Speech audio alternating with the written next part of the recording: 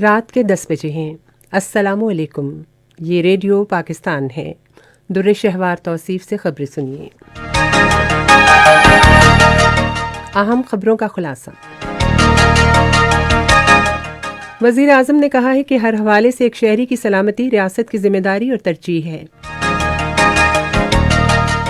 حکومت نے غیر ملکی شہریوں کے لیے مستقل رہائش کی اسکیم کی اجازت دینے کا فیصلہ کیا ہے۔ ایپیکس کمیٹی نے افغانستان کی بگڑتی ہوئی انسانی صورتحال پر تشویش ظاہر کی ہے۔ پاکستان نے کہا ہے کہ ترقی یافتہ ممالک کے چوری شدہ اثاثے بغیر کسی تاخیر اور ہچکچاہٹ کے واپس کیے جانے چاہیے۔ اور اب خبریں تفصیل کے ساتھ۔ وزیر اعظم عمران خان نے آج اسلام آباد میں پاکستان کی پہلی قومی سلامتی پالیسی کے عوامی پہلو کا اجرا کیا۔ اجرا کی تقریب سے خطاب کرتے ہوئے انہوں نے کہا کہ یہ جامع پالیسی قومی سلامتی کی تمام جہتوں کو سمت فراہم کرے گی۔ وزیر اعظم نے کہا کہ کسی ملک کی سلامتی اس کی معاشی سلامتی سے منسلک ہوتی ہے اور قومی سلامتی پالیسی ملک میں جامع ترقی کو یقینی بنانے میں معاون ثابت ہوگی، جس سے ہر شعبہ ایک سمت میں گامزن ہوگا۔ انہوں نے کہا کہ ہر حوالے سے ایک شہری کی سلامتی ریاست کی ذمہ داری اور ترجیح ہے اور ایک فلاحی ریاست کا یہی نظریہ ہے۔ اطلاعات و نشریات کے وزیر چودھری فواد حسین نے کہا ہے کہ حکومت نے غیر ملکی شہریوں کے لیے مستقل رہائش کی اسکیم کی اجازت دینے کا فیصلہ کیا ہے۔ آج ایک ٹویٹ میں انہوں نے کہا کہ یہ اقدام نئی قومی سلامتی پالیسی کے عین مطابق ہے، جس کے ذریعے پاکستان نے جیو اکنامکس کو اپنی قومی سلامتی کے نظریے میں کلیدی حیثیت دی ہے۔ وزیر اطلاعات نے کہا کہ نئی پالیسی کے تحت سرمایہ کاری کی صورت میں غیر ملکیوں کو مستقل رہائشی حیثیت دی جائے گی۔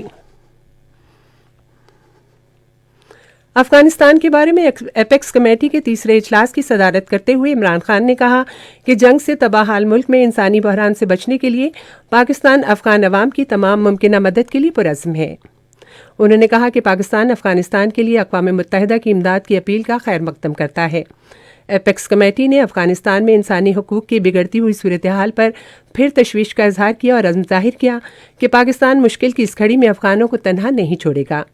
ایپیکس کمیٹی نے عالمی برادری اور امدادی اداروں سے پھر اپیل کی کہ وہ اس نازک موڑ پر افغانستان میں معاشی بحران سے بچنے اور قیمتی جانوں کو بچانے کے لیے امداد فراہم کریں۔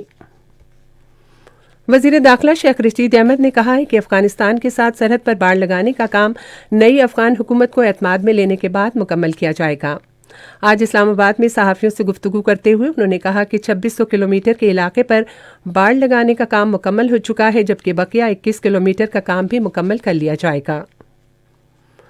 وزیر خارجہ شاہ محمود قریشی نے کہا ہے کہ ترقی پذیر ممالک کے لوٹے گئے اثاثوں کو بغیر کسی تاخیر اور ہچکچاہٹ کے واپس کیا جانا چاہیے۔ ان خیالات کا اظہار انہوں نے آج رات گروپ 77 اور چین گروپ کی صدارت کی باضابطہ منتقلی کی تقریب کے موقع پر آن لائن خطاب کرتے ہوئے کیا۔ وزیر خارجہ نے کہا کہ ترقی پذیر ممالک سے کھربوں ڈالرز کی غیر قانونی منتقلی سے ان کی پائیدار شرح نمو اور ترقی کے حصول کی صلاحیت متاثر ہو رہی ہے۔ انہوں نے منی لانڈرنگ اور ٹیکسوں میں تعاون کے لیے نئے طریقہ کار اختیار کرنے اور غیر قانونی مالیاتی منتقلی کی نگرانی، روک تھام اور واپسی کے لیے اقوام متحدہ کا ایک ادارہ قائم کرنے پر زور دیا، جس کی سفارش فیکٹی پینل نے بھی کی ہے۔ اسلام آباد میں جمہوریہ کانگو کی مسلح افواج کے سربراہ سے گفتگو کرتے ہوئے شاہ محمود قریشی نے کہا کہ پاکستان تمام افریقی ممالک کے ساتھ تعلقات مستحکم بنانے کے لیے انگیج افریقہ پالیسی پر عمل پیرا ہے۔ انہوں نے کہا کہ پاکستان خطے میں امن و استحکام کے لیے کانگو کے کردار کا معترف ہے۔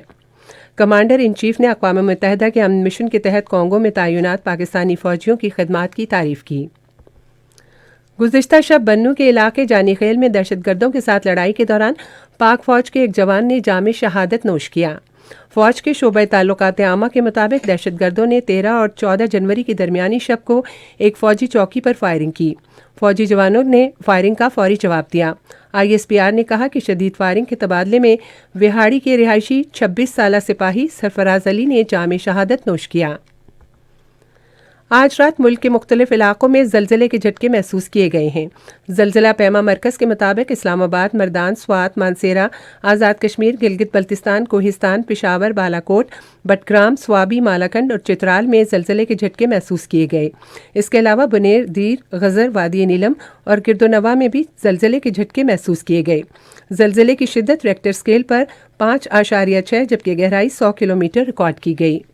زلزلے کا مرکز افغانستان پاکستان بارڈر تھا۔ چین نے بھارتی فوج کے سربراہ کے بیان پر تنقید کرتے ہوئے کہا ہے کہ متعلقہ بھارتی حکام کو ایسے غیر ذمہ دارانہ بیان جاری کرنے سے گریز کرنا چاہیے۔ اور اسی کے ساتھ اب تک کی خبریں ختم ہوئیں۔ مزید خبروں اور تجزیوں کے لیے ہماری ویب سائٹ ہے radio.gov.pk اور فیس بک کے link radio Pakistan news official پر آپ براہ راست ویڈیو سٹریمنگ بھی ملا سکیں۔